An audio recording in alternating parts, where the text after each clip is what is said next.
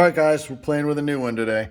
Um, wow, it's getting this car ready to go out to the desert pretty soon, and just going over everything, making sure that it's all correct. And we get down to the mid plate. Let me see, use my flashlight here, and you can see that the bolts don't even pass through the mid plate nuts, which is kind of ridiculous. Let me see if I can zoom in that and get this up here again. Look at that. Freaking horrible. And this is not a cheap race car. This is a pretty expensive build, very expensive build. Anyways, it's just some of the hardware that we found in here. So we got a decent off-brand grade 8 bolt. It's off-brand, so who knows. But one hardened washer that's kind of decent thickness. It's a decent washer. It's not great, but it's decent. Lock nut, unlabeled. We don't know. I mean, it's got the markings on it, but I'm trying to focus there. It's got the markings on it, but it has a white center. Usually, the red centers are grade 8s, so I'm not really even sure. We're not going to take a chance on it.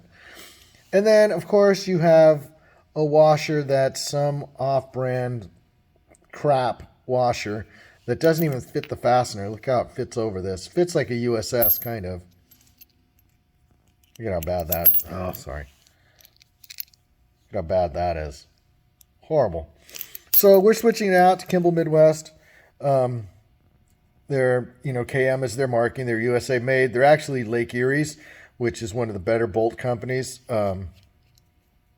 This is called an ultra flange nut. The washer's built onto the nut, and then you can see on the top of the bolt, it's compressed in 3 spots, right there, and at the top, to bite down on it and make it a locking washer. Or, sorry, a locking nut. And this is grade 8, so I got a grade 8 locking nut here. With a Lake Erie bolt, like I said, American made. And these are also Lake Erie Kimball's line.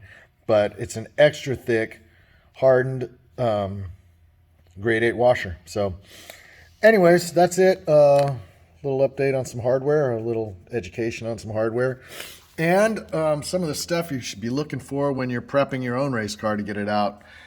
So anyways, that's it. Quick, dirty, easy tech tip today. Just kind of stuck here in the side of the car in between the suspension, or I'd shoot some other stuff, but 934 CVs, which are always kind of cool. Big 300M axles on this car. Hydraulic clutch, mid-engine, Weddle. S45 trans.